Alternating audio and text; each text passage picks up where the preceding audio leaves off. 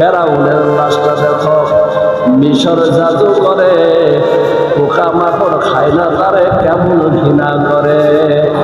এই ফেরাউন শুরু করে মা শেষ করে মা, যিনাকে আল্লাহ রাব্বুল আলামিনের হাবিব বলেন তারে জান্নাতের সার্টিফিকেট আল্লাহ তাআলা দিয়ে দিয়েছে। কালেমা যার শুরু হবে যার শেষ হবে, শুরু কালেমা শেষ কালেমা, তিনার জন্য আল্লাহর জান্নাতটা ওয়াজিব হয়ে যায়। গত সপ্তাহে বলতেছিলাম অহংকারের কথা, তাকাব্বুরের কথা, যেই কথা বলতে গিয়ে ইজ্জতের মালিক আল্লাহ, বেইজ্জতের মালিক আল্লাহ।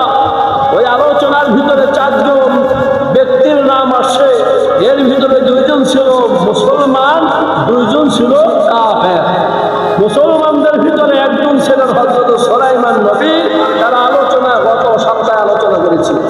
আজকে কাফেরদের মধ্যে একজনের আলোচনা হবে, নাম হলো ফেরাউন। কি নাম? আল্লাহ রাব্বুল আলামিন পবিত্র কোরআনুল কারীমের 27টা সূরার ভিতরে কমসে কম 77 বার ফেরাউনের নাম আল্লাহ উল্লেখ করে দিয়েছেন। এই জন্য এই নয় কোন ব্যক্তি তার সন্তানের নাম কোনদিন ফেরাউন রাখে না। কোন নাম ফেরাউন আছে? মুসলমান না, হিন্দুদের ভিতরে কোন ফেরাউন নাম আছে?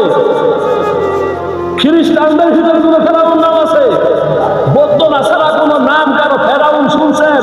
কোনদিনও কোন নাম ফেরাউন শোনা যায় নাই। কারণ ফেরাউনের নামটা আল্লাহ এত ঘৃণিত করে দিয়েছে, 27টা সূরার ভিতরে 77 বার ফেরাউনের নাম উল্লেখ করছে। এরপরও ফেরাউনের নামটা সারা বিশ্বের ভিতরে এমন নিকৃষ্ট হয়েছে, এমন নিকৃষ্ট হয়েছে, কারো সন্তানের নাম ফেরাউন জিন্দিগিত রাখে না। ফেরাউনের লাশটা দেখো, মিশর জাদু করে, পোকামাকড় খায় না তারে কেমন ঘৃণা করে।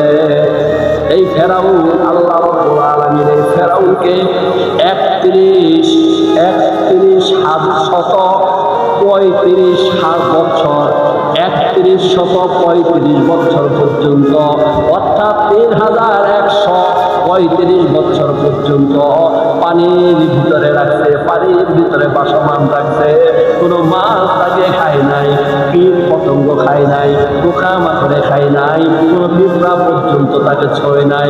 কারণ হলো আল্লাহ ফেরাউনকে দুনিয়ার ভিতরে একটা নির্দিষ্ট নাম ব্যক্তি হিসাবে দিয়ে দিয়েছেন। এই জন্য কোনো পোকামাকড় এই ফেরাউনের লাশটা পর্যন্ত ঘৃণায় ধরে না।